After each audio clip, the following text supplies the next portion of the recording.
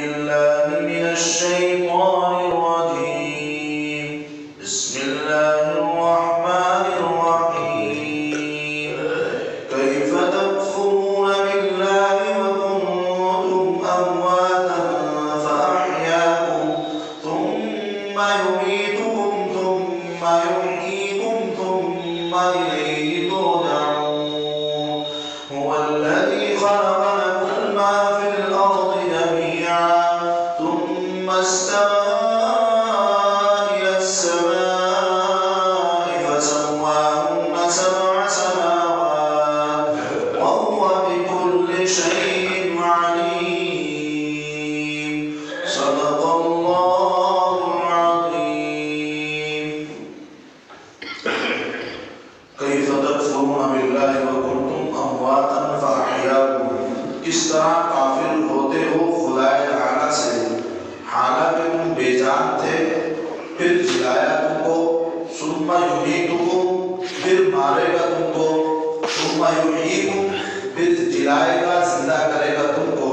ثم الیہ ترجعون پھر اسی کی طرف لوٹائے جاؤ گے هو الذی خلق لکم ما فی الارض جميعا وہی ہے جس نے پیدا کیا تمہارے واسطے جو کچھ زمین میں ہے سب کچھ ثم استوى الى السماء فسواهن سبع سماوات پھر پست کیا ارادہ کیا آسمان کی طرف سو ٹھیک کر دیا ان کو 7 آسمان وهو بكل شيء عليم اور خدا تعالی ہر چیز سے خبردار ہے خلاصہ تفسیر یہ ہے اور لغوا موٹا موٹا سا مطلب اس کا یہ ہے کہ بھلا کیوں کر اللہ تبارک و تعالیٰ کی تم لوگ ناشکری کرتے ہو اور اللہ تبارک و تعالیٰ سے بغاوت کرتے ہو کہ اس کے احسانات کو بھلا دیتے ہو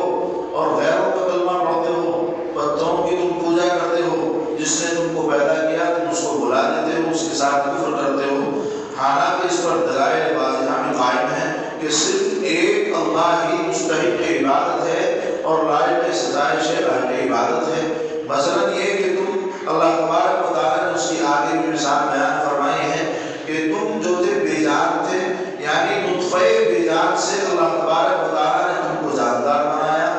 نطفے میں جان پڑنے سے پہلے تم کیا تھے تمہارا کوئی وجود ہی نہیں تھا تمہارا کوئی تصور اور خیال ہی نہیں تھا اللہ تبارک و تعالیٰ نے نظام بنایا تمہارے والدین کو تمہارے ماں باپ کو ایک مرد اور ایک عورت کو آپس میں ملایا اور ملانے کے بعد تمہارے باپ کے منی کا قطرہ اور وہ گندا پانی تمہارے باپ کے عضو مخصوص سے نکل کر کے ماں کی رحم مادر کے اندر پہنچا ہے اور وہاں پہنچنے کے بعد اللہ تبارک و تعالیٰ نے اس گندے پانی کے اندر جان پیدا فرمائی ہے یہاں تک کہ رفتہ رفتہ آہستہ آہستہ اللہ تبارک و تعالیٰ نے ایک خوبصورت اور حسین بچے کی شکل میں آپ کو آپ کی ماں کے پیٹ میں رکھا پھر اللہ تبارک و تعالیٰ نے آپ کو ان تاریکیوں سے نکالا اور ان تاریکیوں سے نکال کر کے اس دنیا کے اندر بھیجا ہے تو تمہارا کوئی وجود نہیں تھا تمہارا کوئی تصور تک نہیں تھا اور نہ ہی تمہارا کوئی پتہ تھا کہ تم آؤ گے کہ نہیں آؤ گے لیکن اللہ نے احسان فرمایا کہ اللہ تبارک و تعالیٰ نے ہمارے نقشے کو بنایا ہماری شکل و صورت کو تیار کیا ایک بے جان نطفے کے ذریعے ایک گندے پانی کے ذریعے ایک انسان کو بنایا اور پھر وہ انسان موت سے نکل کر کے اور عدم سے وجود کے اندر آتا ہے اس نطفے کے اندر جان پڑنے کی وجہ سے اس آدمی کو اللہ تبارک و تعالیٰ زندگی بخشتے ہو وہ کیا ہو جاتا ہے زندہ ہو جاتا ہے سو تم کو جاندار کیا یعنی تم کو زندہ کیا پھر تم کو اللہ تبارک و تعالیٰ دوبارہ موت دے گے جیسا کہ پہلے تمہارا کوئی وجود نہیں تھا ویسے ہی تمہارے جو ذرات بکھرے پڑے تھے اللہ نے تمہارے ذرات کو اکٹھا کیا اور تم کو پیدا کیا پھر اللہ تبارک و تعالیٰ تم کو دوبارہ موت دے گی یعنی قیامت کے دن پھر انہیں کے پاس تم کو لوٹایا جائے گا جب دوبارہ زندہ کیے جاؤ گے پہلے موت تھی پھر آج اللہ نے آپ کو زندہ کیا پھر اللہ تبارک و تعالیٰ موت دے گی قیامت کے دن پھر اللہ تبارک و تعالیٰ میدان محشر میں جمع کرنے کے لیے آپ کو پھر زندہ فرمائیں گے اور انہیں کے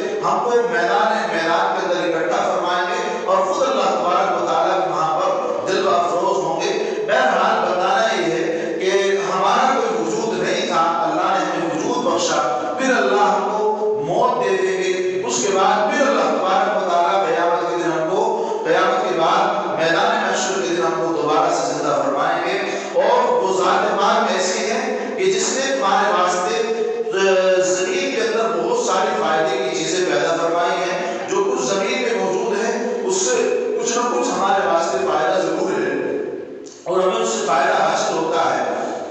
یہ فائدہ کیا ہے؟ زمین کے اندر تمام فائدوں کو جو بیان کیا گیا ہے، اور یقیناً اللہ نے زمین کے اندر تمام فائدے رکھے ہیں، وہ فائدہ کیا ہے؟ یہ فائدہ بالکل عام ہے، وہ خواہ کھانے پینے کے تعلق سے ہو اور یا پہننے اوڑھنے کے تعلق سے ہو، نکاح اور روح کی تازگی سے متعلق ہو، تفریح ہو، سیر سے متعلق ہو، ہر چیز کا استعمال اللہ تبارک و تعالیٰ نے اور ہر چیز کا فائدہ ہمارے واسطے دنیا کے اندر رکھا ہے۔ لیکن بہت سی چیزیں ایسی بھی ہیں کہ جن کا استعمال ہمارے واسطے جائز نہیں ہے، صرف ان کو آدمی دیکھ لیتا ہے، لیکن پھر بھی کہیں نہ کہیں وہ جن کا ہمارے واسطے استعمال کرنا جائز نہیں ہے، وہ کہیں نہ کہیں ہمارے واسطے فائدے کا سبب ضرور بنتے ہیں اور ہمیں اس سے ضرور فائدہ پہنچتا ہے۔ پھر توجہ فرمائے اللہ تبارک و تعالیٰ نے کہا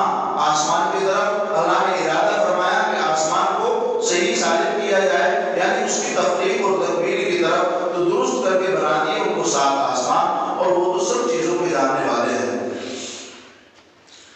اس میں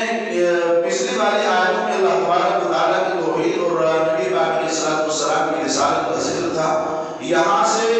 اللہ تبارک و تعالیٰ نے ان دو آیتوں کے اندر اللہ کے احسانات کو اور انعامات کو ذکر کر کے اس پر اظہار تعجب کو بیان کیا گیا ہے۔ ان آیت کے اندر کیا بیان کیا ہے؟ ان آیت کے اندر اللہ تبارک و تعالیٰ کے انعامات اور احسانات کو بیان فرما کر اظہار تعجب کیا گیا ہے۔ وہ اظہار تعجب کیسے کیا گیا ہے کہ اللہ تبارک و تعالیٰ نے اتنے احسانات اپنے بندے کے اوپر فرمائے ہیں، اور اتنے احسانات کے ہوتے ہوئے کیسے ظالم کفر اور انکار پر اتر آتے ہیں اور کفر اور انکار میں مبتلا ہو جاتے ہیں، حالانکہ ان کو وجود بخشنے والا کون ہے؟ اللہ تعالیٰ ہے۔ کوئی ان کا وجود نہیں تھا، اللہ نے اتنا بڑا احسان فرمایا، اور پھر اللہ تبارک و تعالیٰ ان کی زندگی بسر کرا رہا ہے۔ دنیا کے اندر اللہ تبارک و تعالیٰ نے تمام آرام اور راحت کے سامان مہیا فرمائے ہیں، اور اللہ تبارک و تعالیٰ ہر طریقے سے ان کی نگہبانی کر رہا ہے، اللہ ان کو رزق دے رہا ہے، اللہ نے ان کو اولادیں دی ہیں، ہر طرح کی مشکل اللہ تبارک و تعالیٰ ان لوگوں کے آسان کر رہا ہے۔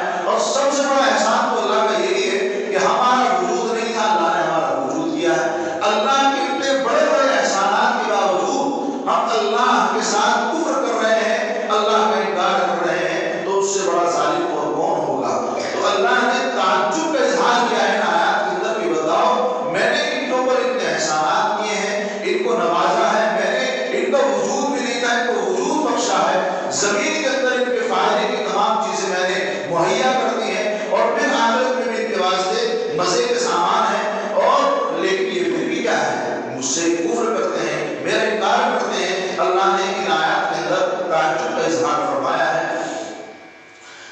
اس پر تنبیہ ان آیات جس میں ان آیات میں اس بات پر بھی تنبیہ ہے کہ اگر دلائل غور کرنے کی زحمت گوارا نہیں کرتا ہے آدمی کہ بھائی اللہ کی قدرت کی کیا دلائل ہیں، اگر آدمی ان سب چیزوں کے اندر غور کرنا نہیں چاہتا ہے تو کم از کم آدمی کو احسان مند ہونا چاہیے۔ اللہ نے ہمارے اوپر اتنے سارے انعامات جو کیے ہیں، اللہ کا ہمارے اوپر احسان نہیں ہے؟ اللہ ہمیں دن رات کتنی نعمتیں کھلاتا ہے، اور اللہ کی نعمتوں کو ہم استعمال کرتے ہیں، یہاں تک کہ خود اللہ تبارک و تعالیٰ نے کہا ہے کہ میں نے تمہارے اوپر نعمتوں کی ایسی بوچھار کی ہے، ایسی برسات کی ہے، ان تعدوا نعمت اللہ لا تحصوها۔ اللہ خود پکارتے ہیں کہ اگر تم اللہ کی نعمتوں کو شمار کرنا چاہو تو تم شمار نہیں کر سکتے ہو۔ اللہ کی اتنی بے بہا نعمتیں انسان کے اوپر ہیں، لیکن یہ انسان پھر بھی ہے کیا؟ بڑا ناشکرا ہے۔ اللہ نے اس میں بھی اظہار فرمایا ہے، قرآن کریم کے اندر بھی اللہ نے اس کا اظہار فرمایا ہے کہ انسان بڑا ناشکرا ہے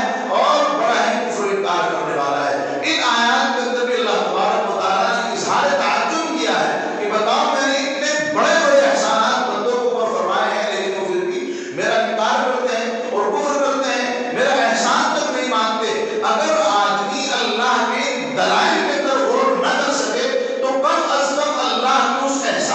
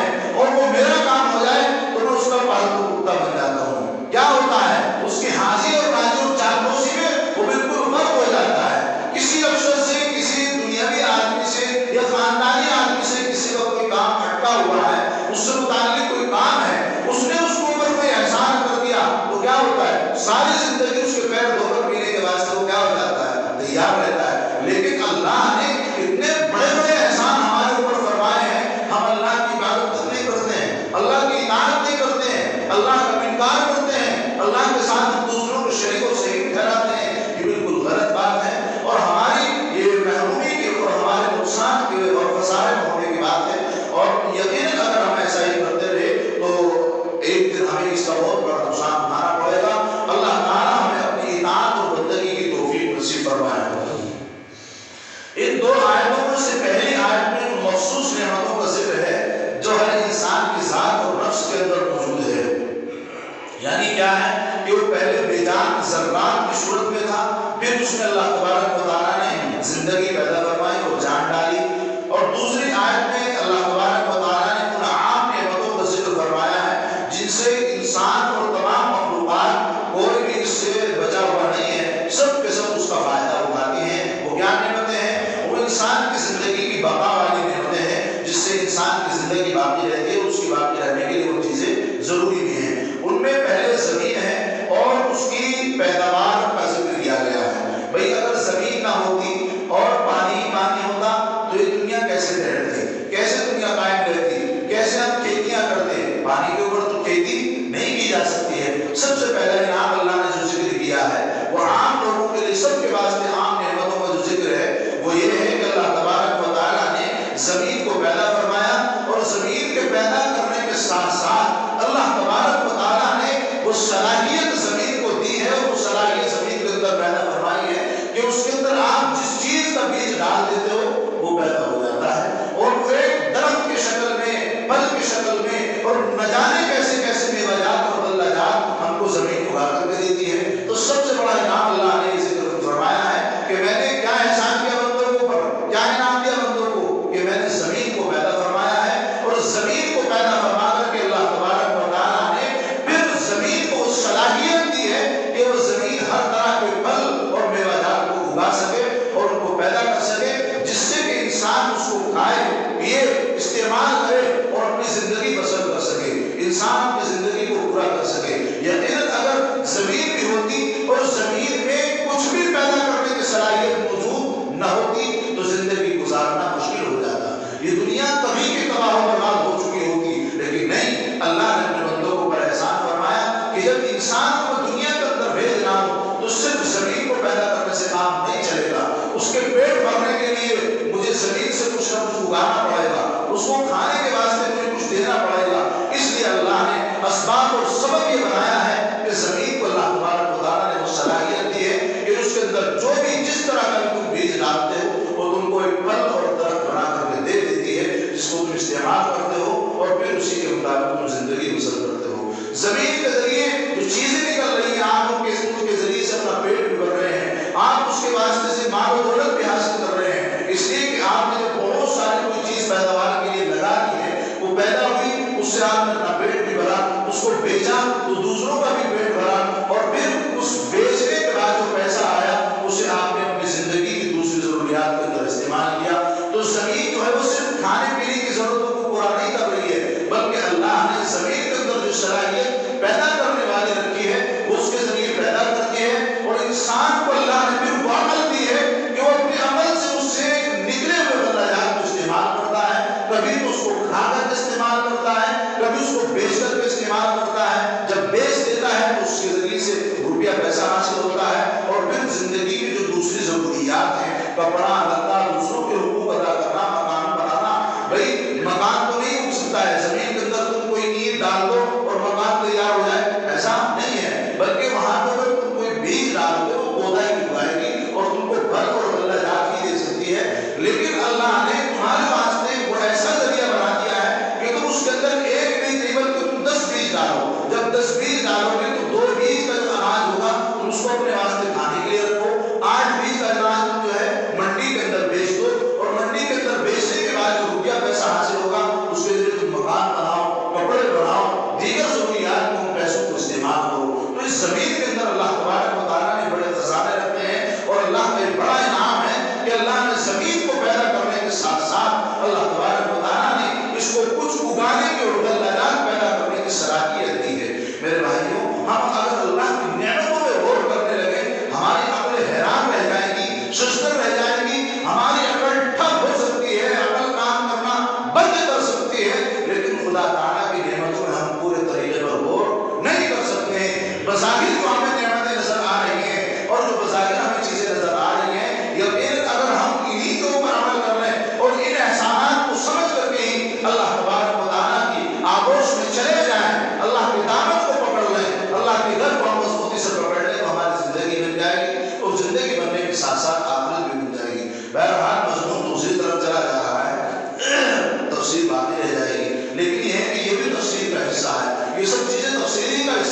یہ سب چیزیں بیان تفسیر اس بات سے کی جاتی ہے کہ معاشرت سے متعلق، اللہ کی وحدانیت سے متعلق، رسالت سے متعلق جو بھی عنوان ہو، ہر عنوان کو اللہ تبارک و تعالیٰ نے قرآن کے اندر بیان کیا ہے، اور تفسیر کا عنوان اتنا وسیع ہے کہ آپ اس سے متعلق جو چاہے باتیں آپ لوگوں کو بتا دیں۔ یقیناً یہ چیزیں موقع کے محل سے متعلق تھی تو میں نے آپ کو بتائی کہ زمین کو پیدا کر کے اللہ تبارک و تعالیٰ نے ہمارے اوپر اتنا بڑا احسان فرمایا ہے جس کو ہم کچھ نہیں سمجھتے ہیں۔ زمین کی کوئی حیثیت ہی نہیں ہمارے سامنے، چلتے پھرتے ہیں، بس کھیتی ہو رہی ہے، ٹھیک ہے، لیکن ہم نے غور نہیں کیا ہے کہ اگر اللہ اس زمین کو پیدا نہ فرماتے، اور زمین کو پیدا تو فرما دیتے لیکن اگر اس زمین کے اندر اللہ تبارک و تعالیٰ کچھ اگانے کی اور پیدا کرنے کی صلاحیت نہ رکھتے تو ہمارا کیا ہوتا؟ یقیناً اللہ تبارک و تعالیٰ کی بڑی نعمتیں ہمارے ساتھ شامل حال ہیں، ہمیں اللہ کی نعمتوں میں غور کرنا چاہیے۔ اس کے آگے آسمانوں کا ذکر کیا گیا ہے کہ اللہ تبارک و تعالیٰ نے زمین کے ساتھ ساتھ آسمان کو بھی پیدا کیا اور حیات اور پیداوار اس سے وابستہ کی،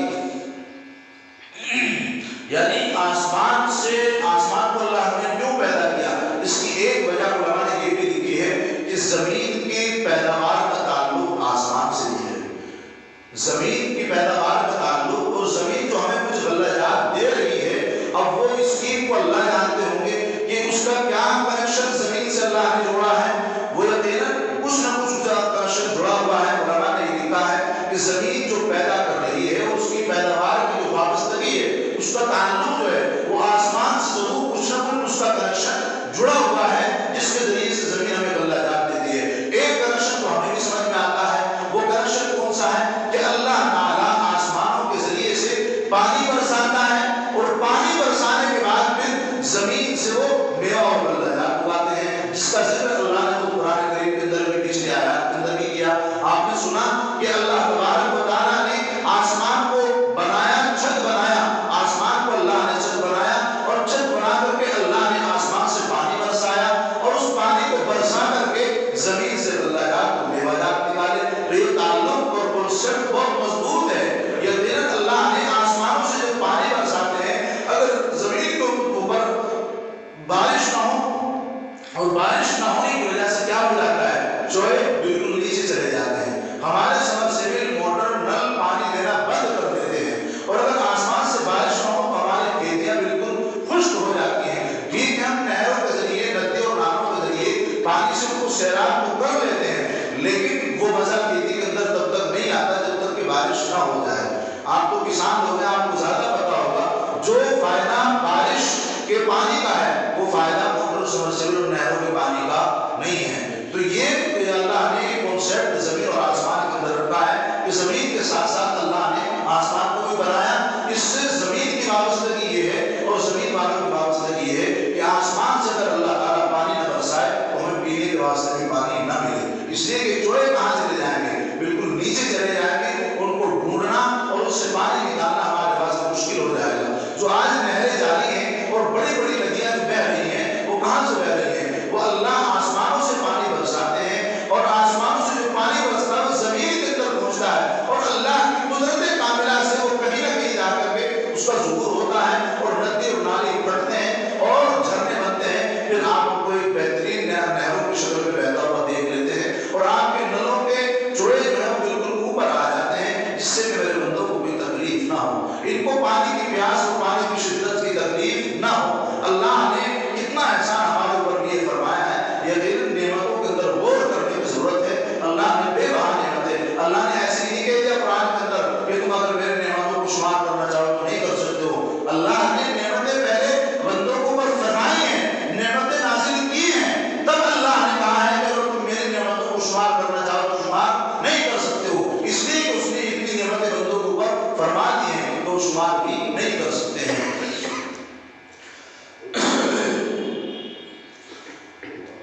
سب سے شروع میں جو لفظ آیا ہے کیف تکفرون باللہ، کیسے تم اللہ تبارک و تعالیٰ کا انکار کرتے ہو۔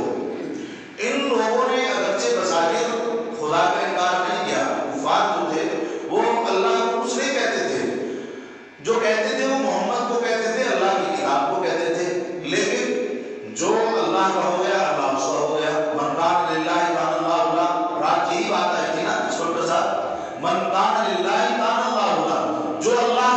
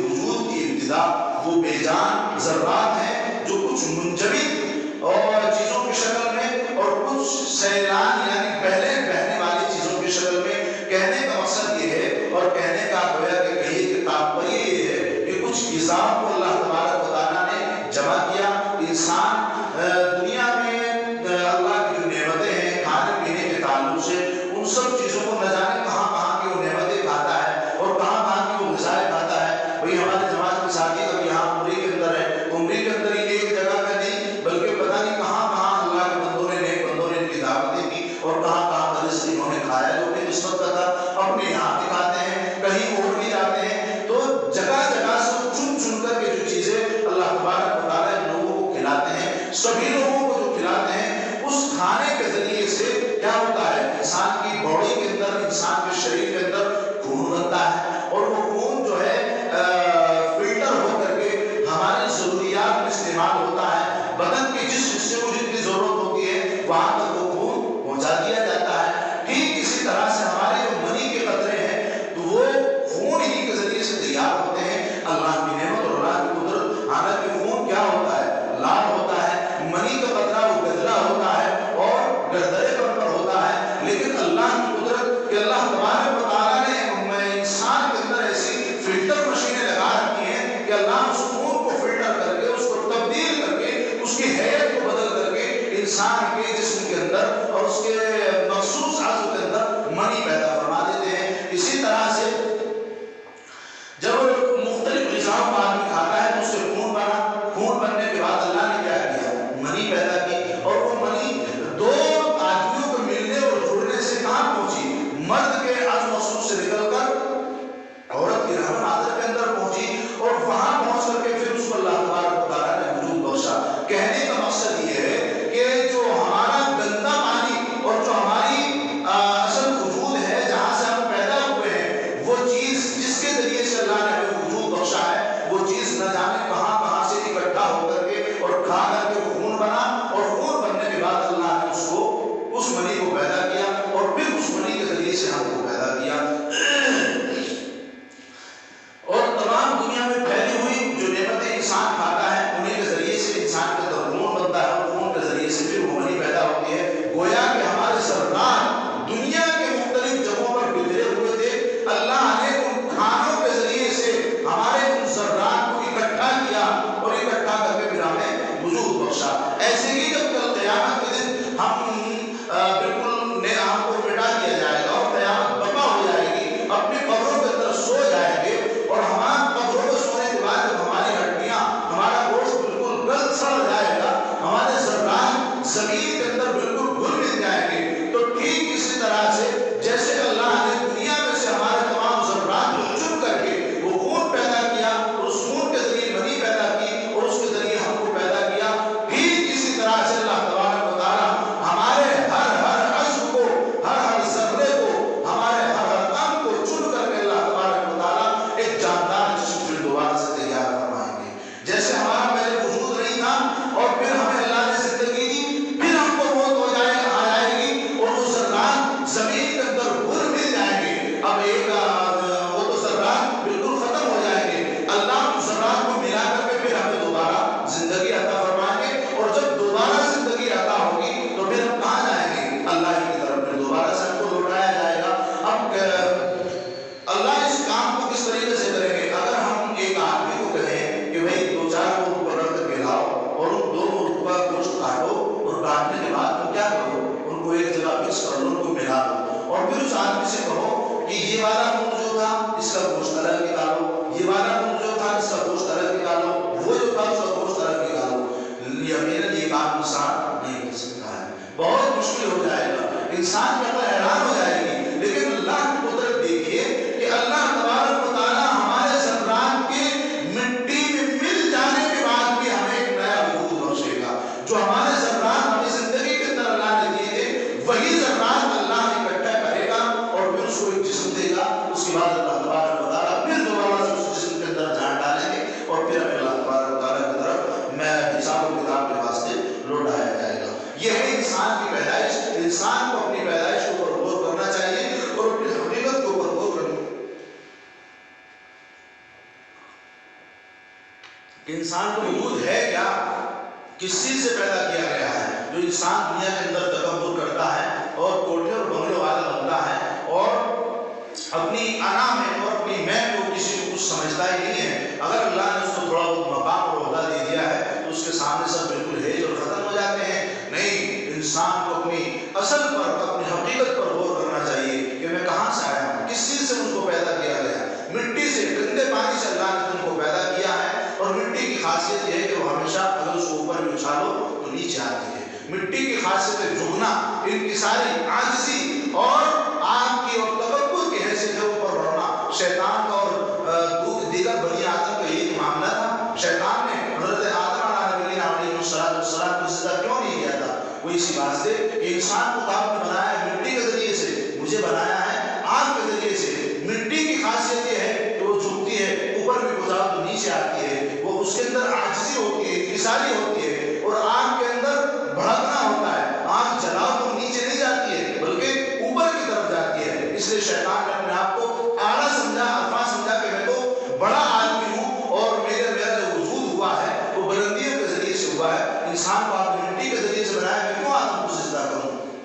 بہرحال اللہ کے حکم کی اس نے نافرمانی کی اور پھر اس کا سبب اور اس کا نتیجہ یہ ہوا کہ اس کو رامدہ درگاہ کر دیا گیا، اللہ کی طرف سے اس کو نکال دیا گیا. بہرحال کہنے کا مقصد یہ ہے کہ انسان کو اپنے وجود کے اوپر غور کرنا چاہیے کہ مجھے کس چیز سے پیدا کیا گیا ہے. وہ جو دنیا کے اندر مست ہے اور اپنے تکبر میں پھٹا جا رہا ہے اور اس کے تکبر کا سب اس کے دل پر ایسے چڑھ گیا ہے اور دماغ کے اندر اس کے مال و دولت کی محبت ایسی بیٹھ گئی اور رکھ گئی ہے کہ اپنے سامنے وہ کسی کو کچھ سمجھتا ہی نہیں ہے. بس مال و دولت بھی اس کے بعد سب کچھ ہے. نہیں، ایسا نہیں ہے، بلکہ اللہ تبارک و تعالیٰ نے جس مٹی سے آپ کو پیدا کیا ہے اسی مٹی سے اللہ نے دوسرے انسانوں کو بھی پیدا کیا ہے. اپنے اصل پر، اپنی حقیقت پر غور کرو. تکبر کرنے سے پہلے سوچو اور اپنے اندر، اپنے دل کے اندر بڑھائی لانے سے پہلے سوچو کہ تمہاری حقیقت کیا ہے، تمہیں کہاں سے پیدا کیا گیا ہے، کہاں جانا ہے، کیا تمہاری شروعات ہے، کیا تمہاری آخرت ہے. ان سب چیزوں کے اوپر اگر انسان غور کرے گا تو یقیناً کبھی بھی اس کے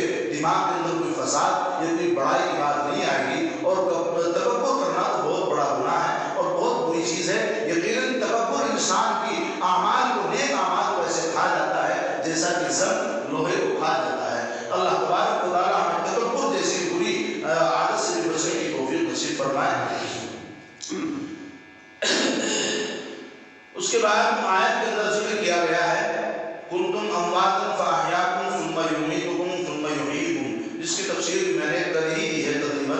کہ اللہ تبارک و تعالیٰ نے ہمیں وجود بخشا جبکہ ہمارا کوئی وجود نہیں تھا. اللہ نے ہم کو زندہ کیا، پھر اللہ تبارک و تعالیٰ ہم کو دوبارہ موت دے دیں گے، پھر اللہ تبارک و تعالیٰ دوبارہ زندہ فرمائیں گے اور زندہ کر کے کہاں لے جائے جائیں گے؟ اللہ تبارک و تعالیٰ کی طرف ہی لوٹایا جائے گا.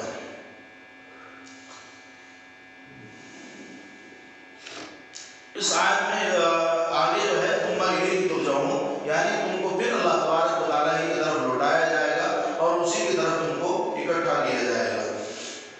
مراد حشر و نشر و قیامت کا وقت ہے کہ اسی وقت میں لوگوں کو دوبارہ زندگی دی جائے گی، سور پھونکا جائے گا. اس سور کی آواز کو سن کر کے تمام لوگ میدان محشر کی طرف جمع ہونا شروع ہو جائیں گے. اس آیت میں اللہ تبارک و تعالیٰ نے اپنے اس انعام و احسان کا ذکر کیا ہے جو ہر انسان کی اپنی ذات سے متعلق ہے اور جو سارے انعامات و احسانات کا مدار ہے، یعنی زندگی، دنیا و آخرت اور زمین و آسمان کی جتنی نعمتیں انسان کو حاصل ہیں وہ سب اسی زندگی پر موقوف ہیں. زندگی نہ ہو تو کسی نعمت سے فائدہ ہونے والا نہیں ہے. اگر آدمی کا اس دنیا کے اندر وجود نہ ہو، اس دنیا کے اندر آدمی نہیں آئے تو زندگی کی نعمتوں سے فائدہ نہیں اٹھا سکتا ہے. زندگی کا نعمت ہونا تو ظاہر ہے کہ اللہ نے جو ہمیں زندگی دی ہے ہمارے واسطے ایک نعمت ہے اور اللہ کا بڑا انعام ہے. مگر اس آیت میں موت کو بھی نعمتوں کی فہرست میں اللہ نے شمار کیا. اس لیے کیا گیا ہے کہ دنیا کی موت جو ہے یہ دروازہ ہے ہمارے واسطے اس دائمی زندگی کا جس کو ہم بسر کرنے والے ہیں. یقیناً اگر یہ دنیا کی زندگی ختم نہ ہو اور یہاں ہمیں موت نہ آئے تو وہاں کی زندگی کیسے حاصل ہوگی؟ وہاں کی زندگی تو یہاں نہیں آ سکتی ہے. تو جس کے وہ ایسی زندگی ہوگی جس کے بعد کوئی موت نہیں ہے. اس لحاظ سے موت بھی ہمارے پاس سے کیا ہوئی؟ نعمت ہوئی. بھائی زندگی کا نعمت ہونا یہ تو سمجھ میں آتا ہے، لیکن موت کا نعمت ہونا، حالانکہ انسان مر جاتا ہے تو غموں کے پہاڑ لوگوں کو ٹوٹ جاتے ہیں، یہ کیسے نعمت ہوئی؟ کیا بات کہہ رہے ہیں؟ نہیں، لیکن یہ بھی اللہ کی نعمت ہے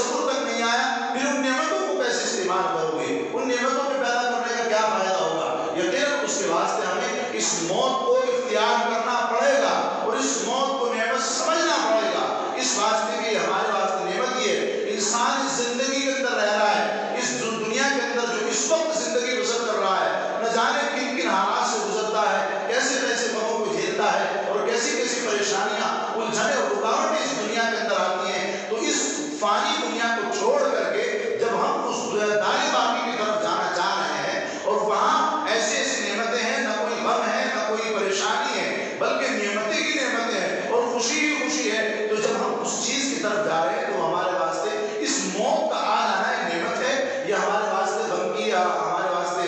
کوئی مصیبت کی چیز ہے؟ یقیناً ہمارے واسطے موت نعمت ہے۔ اس لیے کہ اگر کسی انسان کو پتا ہو کہ ہمیں اس دیوار کے اس طرف جو ہے کسی نے سونے کا گھڑا رکھا ہے،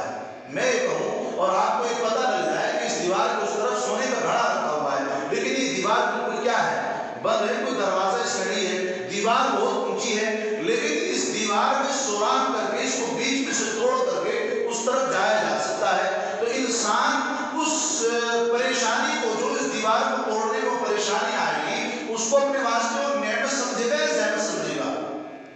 یقیناً اس کو اپنے واسطے نعمت سمجھے گا، اس لیے کہ اس تھوڑی سی پریشانی کے بعد اور اس پریشانی کو جھیلنے کے بعد ایک بہت بڑی نعمت ہمیں حاصل ہونے والی ہے اور بہت بڑا مال و دولت ہمیں ملنے والا ہے۔ تو یقیناً اس کا اس دیوار کو توڑنا اور اس میں پریشانی اٹھانا وہ اپنے واسطے کیا سمجھے گا؟ نعمت ہی سمجھے گا، اس کو اپنے واسطے زحمت نہیں سمجھے گا، اس لیے کہ اس کو پتا ہے کہ اس تھوڑی سی پریشانی کو اٹھا لینے کے بعد میں ایک بہت بہترین زندگی بسر کر سکتا ہوں۔ اس لیے کہ سونے کا گھڑا جب مل جائے گا تو واہ